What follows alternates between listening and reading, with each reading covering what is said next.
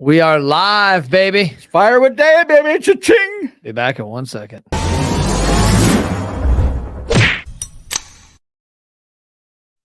Dad, Hello. it's the first ever Monday Fire with Dad. Fire with Dad because I'm going on vacation tomorrow. You're going on vacation, and last Thursday we were sitting there talking. And you said you had nothing to say. Well, here's what I look at. What was the first thing you told me when I got my driver's license? Watch out in the back seat. I don't know. Come on, man. Drive, be safe. Nope. You said you never go somewhere in your car without a destination in mind. Okay. Otherwise, you'll get into a wreck. Oh, yeah, that's a good point. And so when you and I do this, and by the way, look at me, I'm skying over you again. Well, you are Dude, not. I have got at least 6 inches on you. I'm like, 6 inches. You got a half an inch at best. So when we do Fire with Dad, my goal, like I've noticed, I've looked back, I've watched the ones that suck. It's when we didn't have a topic predetermined. Okay. I'll sit down and write topics for the next 22 years. How old are you now? 75. Jesus, so we're doing this when you're 97? Hell yeah, I'm going to be 30. Like you're having a hard time getting up the stairs now. Lorinda Am I going to wheel you in here? I guess, because Lorinda and I have already made a pact. We're going to live 30 more years at least. 30 more years at least. That's 100. And the reason why is that she wants to be able to see when you get our age and your kids are beating you up like you beat us up.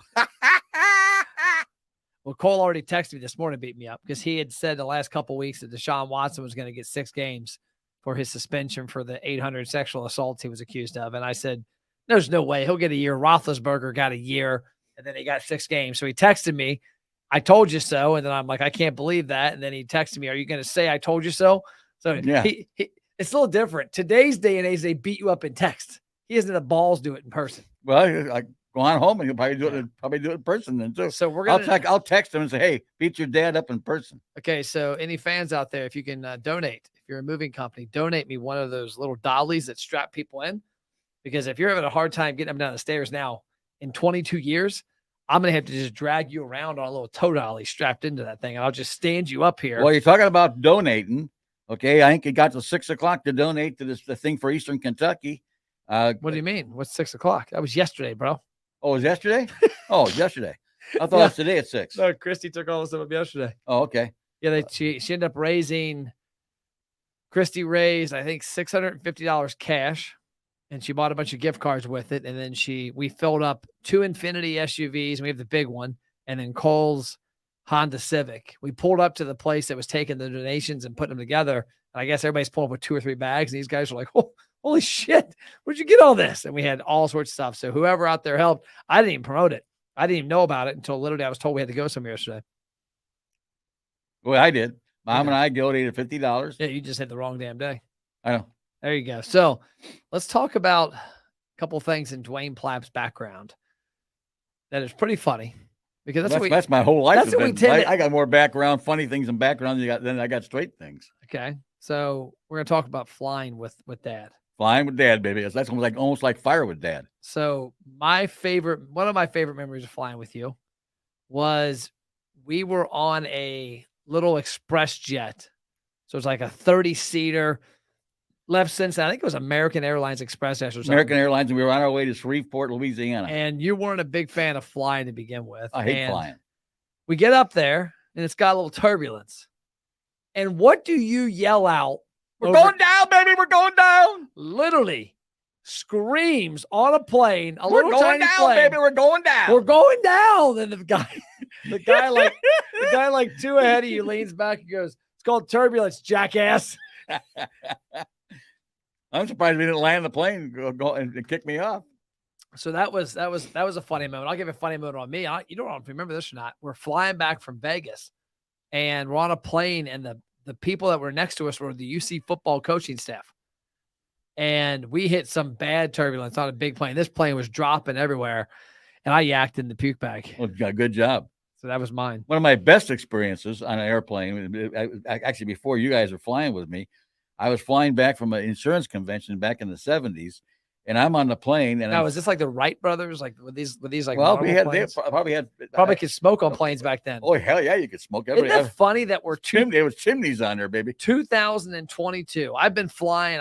I'm 46. I've been flying since, I don't know, 1920 at least. and you haven't been able to smoke on a plane since then, but yet they still build planes with the do not smoke thing. It's like, it's not even allowed. Well, you used to be able to smoke, and then they bring the little thing on, and it says no smoking when the plane was coming off, taking off, or going back down. So anyway, I'm on the plane. I don't remember where I was coming from, someplace, and seriously, I know. You're coming from someplace. Well, anyway, I'm on the plane. And I'm sitting next to this gorgeous lady. Is it mom? Nope. You son of a. And got talking to her, and she said, "Say, Ashley, what do you do?" She says, "Well, I work for Playboy." Okay. And I said, "Well, what do you do there?" She said, "Well, I'm the new president." Okay. I said, "You related to Hugh?" She said, "Yes, my dad." Oh, that's cool. So I rode home all the way to, I think I was going to Chicago is where I was going, and rode all the way to Chicago with the president, with the Hugh new president. Hugh Hefner's daughter. Yep. He's dead now, isn't he? Oh yeah, he died about 4 years ago. This guy was a weird cat. Oh, big time. There's all kinds of stories about him coming out now. I can't fathom the shit that if it was social media when he was doing his stuff, him and Bill Cosby and Epstein would be boys. And the other guy, Harvey Weinstein. So, okay, let's talk about different topics. So this one was pretty funny too.